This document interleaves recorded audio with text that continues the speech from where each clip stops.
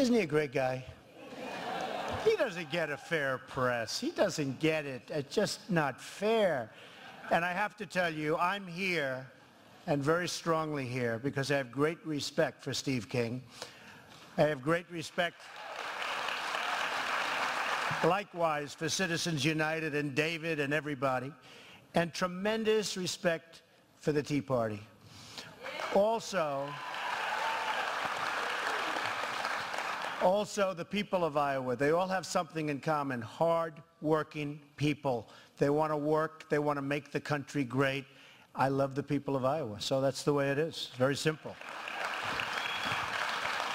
With that said, our country is really headed in the wrong direction with a president who's doing an absolutely terrible job. The world is collapsing around us, and many of the problems we've caused. Our president is either grossly incompetent, a word that more and more people are using, and I think I was the first to use it, or he has a completely different agenda than you want to know about, which could be possible. In any event, Washington is broken, and our country is in serious trouble and total disarray. Very simple. Politicians are all talk, no action. They're all talk and no action. And it's constant. It never ends. And I'm a conservative, actually very conservative, and I'm a Republican. And I'm very disappointed by our Republican politicians.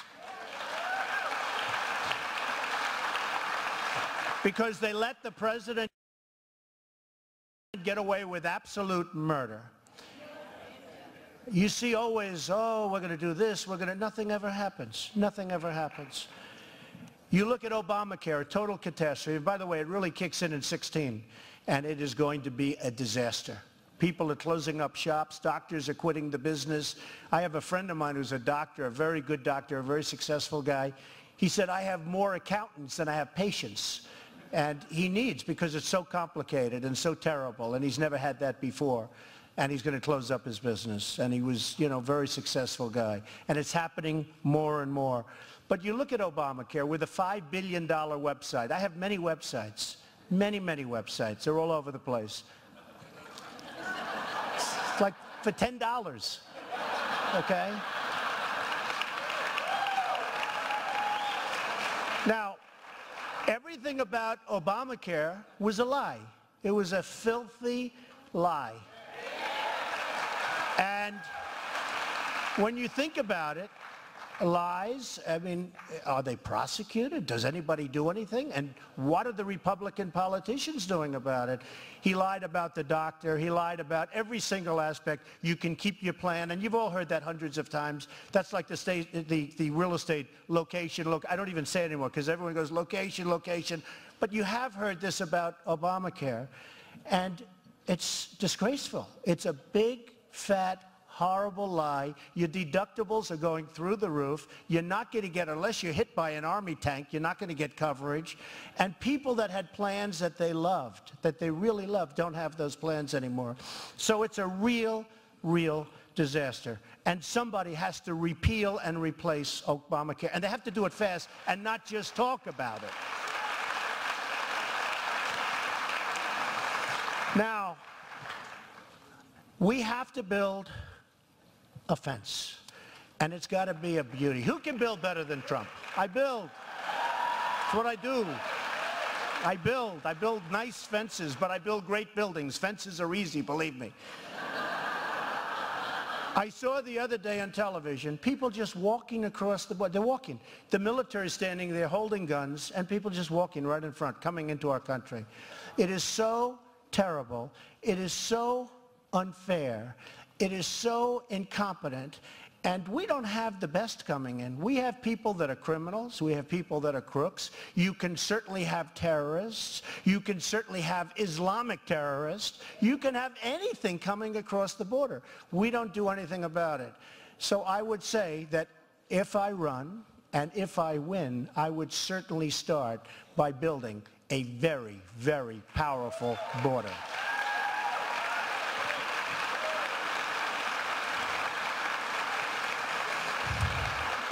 Again, the politicians talk about it, they do nothing about it. Benghazi, oh, Benghazi, Benghazi, everything's Benghazi. What happens? Nothing. IRS, emails, I get sued all the time, okay? I run a big business. You know, I've always said it's very, very hard for a person that's very successful. I've done so many deals. Almost all of them have been tremendously successful. You'll see that when I file my statements. I mean, you will see. You'll be very proud of me, okay? But I've always said, and I've said it strongly, it's very hard for somebody that does tremendous numbers of deals to run for politics, run for political office, any office, let alone president, because you've done so much. You've beaten so many people. You've created so many. Look, Obama, what did he do? No deal. He never did a deal. He did one deal, a house. And if you did that house, you'd be in jail right now, okay? He got away with murder. But I can tell you, emails, IRS, the emails, thousands of them, they were lost. They were lost. If you were in my world, you would know emails can't be lost.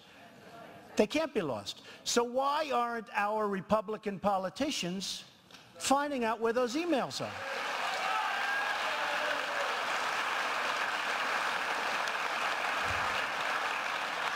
They talk about executive orders, and they talk about immigration, and they talk about, oh, well, we have to stop the border. That's the end of it. Believe me, if I did something, you would have a border. That would be great. But they talk about it, and then you have a president that does an executive order.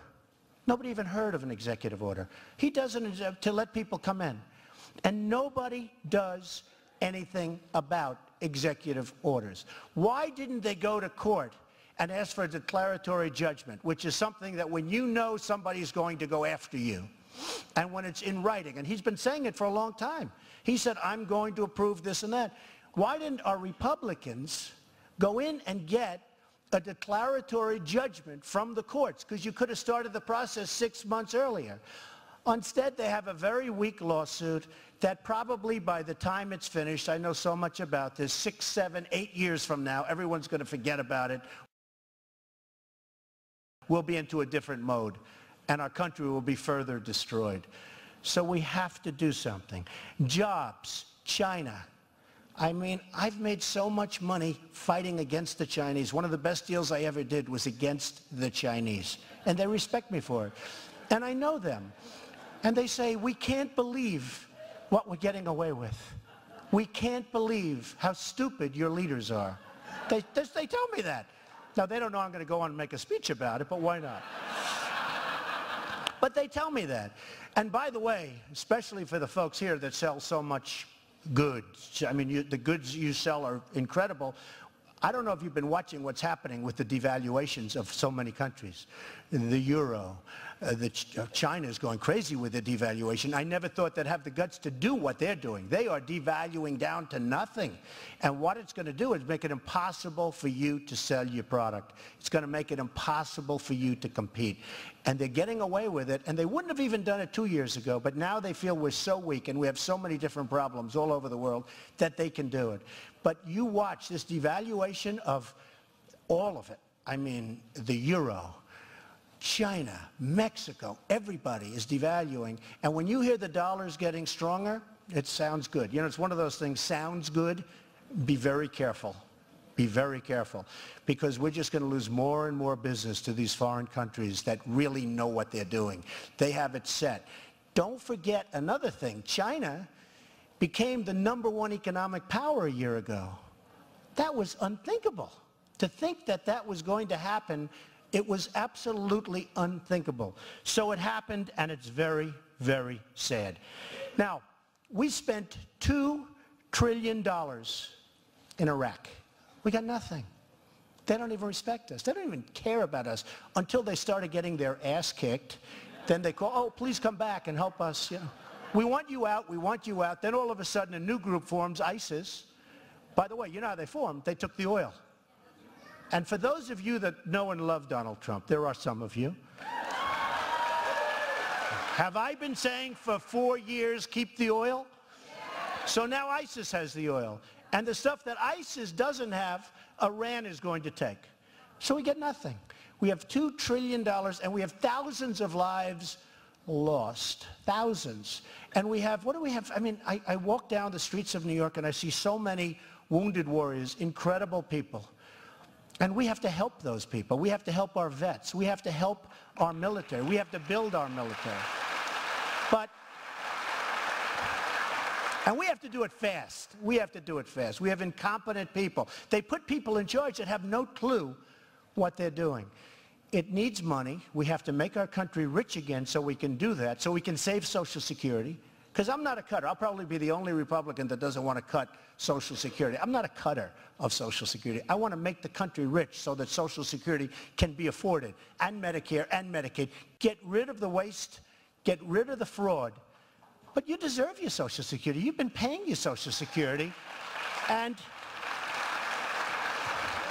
like, I like Congressman Ryan. I like a lot of the people that are talking about, you know, cutting Social Security. And by the way, the Democrats are eating your lunch on this issue. It's an issue that you're not going to win. You've got to make the country rich again and strong again so that you can afford it. And so you can afford military and all of the other things. Now, we have a game changer now, and the game changer is nuclear weapons. We really do have to get strong, and we have to get strong fast. We can't let Iran get a nuclear weapon. Can't do it. Can't do it.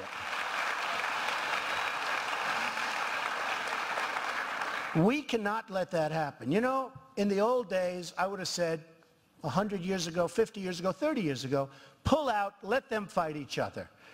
Here we are in Syria. We're fighting people that want to overturn Syria. Think of this. We're fighting ISIS, but ISIS wants to overturn the government. Maybe you let them fight for a little while, and then you take out the one that remains, okay? But think of it. No, think of it. ISIS is fighting them, and we're bombing the hell out of them, but we want Syria to fall.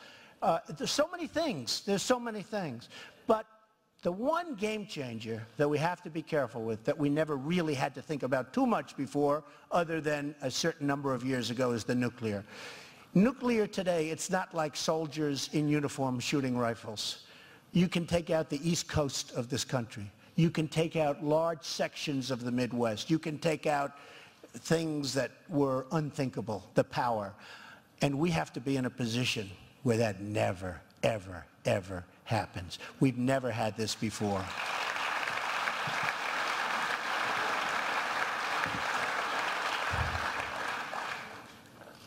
We have a situation in Afghanistan. We're spending tremendous amounts of money there. We're trying to do the right thing. We have leadership, again, no leadership respects us. You know, leadership of other places never respect stupid people, okay? That's one thing you're going to find. The same thing is happening there. And I never knew that Afghanistan, until a year ago or so, Afghanistan has tremendous wealth in minerals. Different. Not the oil, but minerals. And we're fighting here, and on the other side of the mountain, China is taking out all the minerals. They're taking it out. Trillions of dollars and billions of dollars of minerals. So we're fighting here, and they're taking it out, looking at us and saying, thank you very much, sucker. It's really, really crazy. So we have to rebuild quickly our infrastructure of this country. If we don't, the other day in Ohio, a bridge collapsed. Bridges are collapsing all over the country. The reports on bridges and the like are unbelievable, what's happening with our infrastructure. I go to Saudi Arabia. I go to Dubai. I'm doing big jobs in Dubai. I go to various different places. I go to China. They're building a bridge on every corner. They have bridges that make the George Washington Bridge like small-time stuff. They're building the most incredible things you've ever seen. They're building airports in Qatar, which they like to say Qatar, but I've always said Qatar, so I'll keep it Qatar, what the hell. But they're building an airport, and have just completed an airport, the likes of which you've never seen. In Dubai, an airport, the likes of which you've never seen. And then I come back to LaGuardia, where the runways have potholes. The place is falling apart. You go into the main terminal and they have a terrazzo floor that's so old it's falling apart. And they have a hole in it. And they replace it with asphalt. So you have a white terrazzo floor and they put asphalt all over the place. This is inside, not outside. And I just left Dubai, where they have the most incredible thing you've ever seen. In fact, my pilot said, "Oh, Mr. Trump, this is such an honor." I said, "It's not an honor. They're just smart." But you look at LAX, and you look at Kennedy Airport, and you look at our airports generally. You look at our roadways where they're crumbling. You look at all of the things that are bad. I'll give you an example. And this is in part of what I was going to say. But I ride down the highways, and somebody makes those guardrails. You know the guardrails? The ones that sort of go like this, that are always bent, rusted, and horrible. Did you ever see more than like 20 feet, which isn't corroded or bent, or the heat, if it gets too hot, it just crushes? And they've been selling this thing for 25 years. Why doesn't somebody stop them and get something that works? Because they don't know. They don't know what's happening. Somebody made a lot of money on that. They don't know what's happening. So we have to make our country great again. We have to rebuild our country, and we have a long way to go. We are just in such serious trouble because we owe so much money. Now, we owe it to the Chinese, a lot of it. We owe it to other countries. They're the ones that hold the debt. And then we give them money. We have countries that we owe money to, and yet we're giving them subsidies. I just ordered thousands of television sets. And between LG and Samsung, and I mean, you know, no American company comes to see and comes to bid. It's South Korea. And whenever they have a problem with battleships, we send the destroyers, we send our airplanes, we're going to protect them. What are we doing? Why aren't they paying us? Why aren't they paying us? What are we doing? I order thousands and thousands of sets all the time. For some reason, it's South Korea. You know, whether it's China or South Korea, but in this case, television's South Korea. And why aren't they doing something to justify what's going on? Now, we have a very important election coming up. We have a presidential election coming up. Good people. Nobody like Trump, of course, but these are minor details. We have some good people. It can't be Mitt, because Mitt ran and failed. He failed. I mean, I liked him. Look, like him, dislike him, the 47% statement that he made, that's not going away. The ObamaCare from Massachusetts, not going away. What do you think they're going to say? Oh, we won't bring that up this time. It's not fair because it was a long time. That doesn't work. But more importantly, he choked. Something happened to him in the last month. He had that election won. And let me tell you something. That election, sort of like a deal maker that can't close the deal. I know many of those guys. They get it up to the 1-yard line. They go, I can't close it. Or a golfer that can't sink the 3-footer to win the tournament. And there are many of them. Most people are like that. I mean, most people are like that. You can't give somebody another chance. Because actually, I think this election is tougher to win than beating a failed president. I really do. I think beating Obama would have been a much easier one than the one that's coming up, which is sad to say, but true. So you can't have Romney. He choked. You can't have Bush.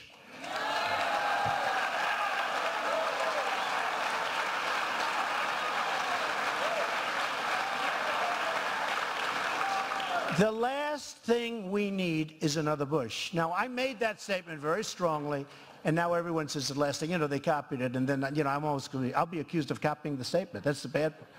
But I said it. I was the one that said it first, and I mean it. The last thing we need is another Bush. Now, he's totally in favor of Common Core. That's a disaster. That's bad. It should be local and all of that. But he's totally in favor of Common Core. He's very, very weak on immigration.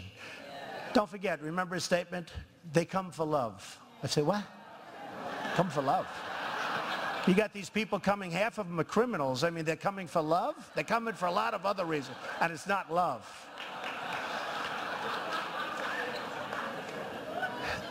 And when he runs, you got to remember, his brother really gave us Obama. I was never a big fan. But his brother gave us Obama, because Abraham Lincoln, coming back from the dead, couldn't have won the election because it was going so badly, and the economy was just absolutely in shambles that last couple of months. And then he appointed Justice Roberts. And Jeb wanted Justice Roberts. And Justice Roberts basically approved Obamacare in a shocking decision that nobody believes. So you can't have Jeb Bush, and he's going to lose. Aside from that, he's not going to win. So Mitt, and you just can't have those two. That's it. It's so simple.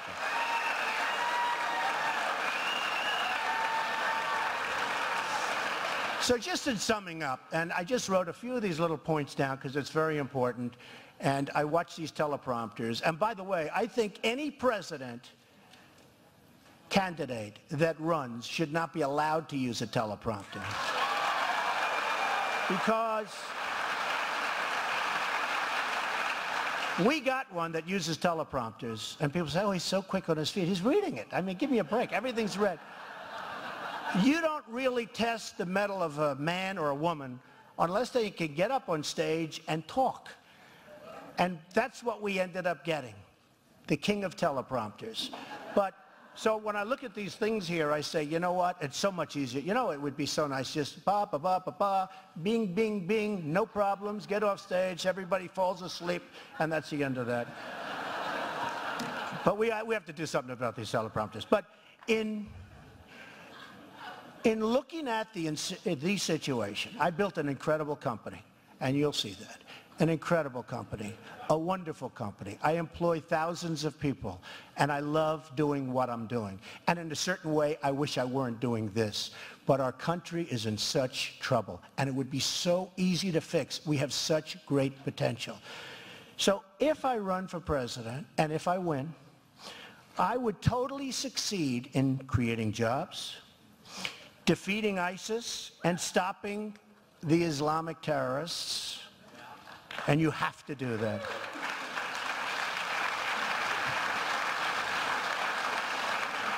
Reducing the budget deficit, so important. Have to do it. Securing our southern border, and I mean seriously securing. Stopping nuclear weapons in Iran and elsewhere. Saving Social Security, Medicare, and Medicaid without cutting it down to the bone, because it's not fair to people that have been paying for their whole lives and other people. And it's not fair to future people coming up. And we can do it. Repealing ObamaCare and replacing it with something far better for the people and far less expensive, both for the people and for the country. And believe me, there are plans that are so much better for everybody, and everybody can be covered. I'm not saying leave 50% of the people out. Everybody can be covered. This plan is just a basic disaster. Nobody knows. As bad as the website was, that's how bad the plan itself is.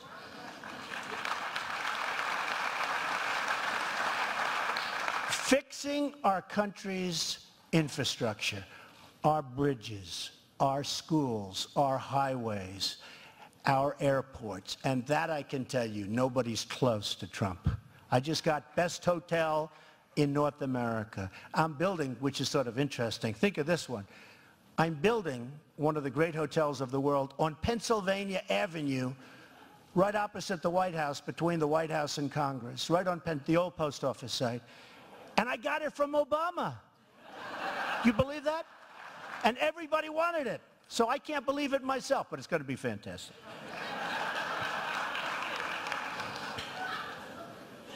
And so many other things. I know what needs to be done to make America great again. We can make this country great again. Great again. The potential is enormous, and I am seriously thinking of running for president because I can do the job. Thank you all very much. Thank you. Thank you.